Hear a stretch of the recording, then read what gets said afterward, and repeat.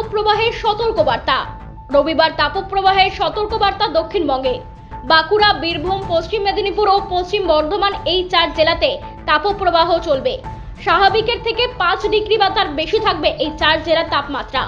কলকাতা সহ দক্ষিণবঙ্গের বাকি জেলাতেও রবিবার তাপমাত্রা স্বাভাবিকের তুলনায় 3-4 ডিগ্রি সেলসিয়াস বেশি থাকবে। উত্তরবঙ্গে ঝড় ও বৃষ্টির সম্ভাবনা আজ শুক্রবার পর্যন্ত দার্জিলিং, কালিম্পং, পার্বত্য জেলাতে বজ্রবিদ্যুৎ সহ হালকা থেকে মাঝারি বৃষ্টির সম্ভাবনা। আজ হালকা ঝড় ও বৃষ্টি হতে পারে উত্তর দিনাজপুর জেলার কিছু অংশে। দার্জিলিং, কালিম্পং, আলিপুরদুয়ার ও জলপাইগুড়ি জেলাতে বজ্রবিদ্যুৎ সহ হালকা মাঝারি বৃষ্টির সম্ভাবনা। বৃষ্টির সঙ্গে 30 থেকে 40 কিলোমিটার গতিবেগে দমকা ঝোড়ো বাতাস বইবে। দার্জিলিং ও কালিম্পংয়ে বৃষ্টি চলবে শুক্রবার পর্যন্ত। উইকেন্ডে শুষ্ক আবহাওয়া, তাপমাত্রা বাড়বে উত্তরবঙ্গেও। উত্তর এবং উত্তর পশ্চিমে গরম হাওয়ার প্রভাবে লু বইবে ওড়িশা এবং ঝাড়খণ্ডে।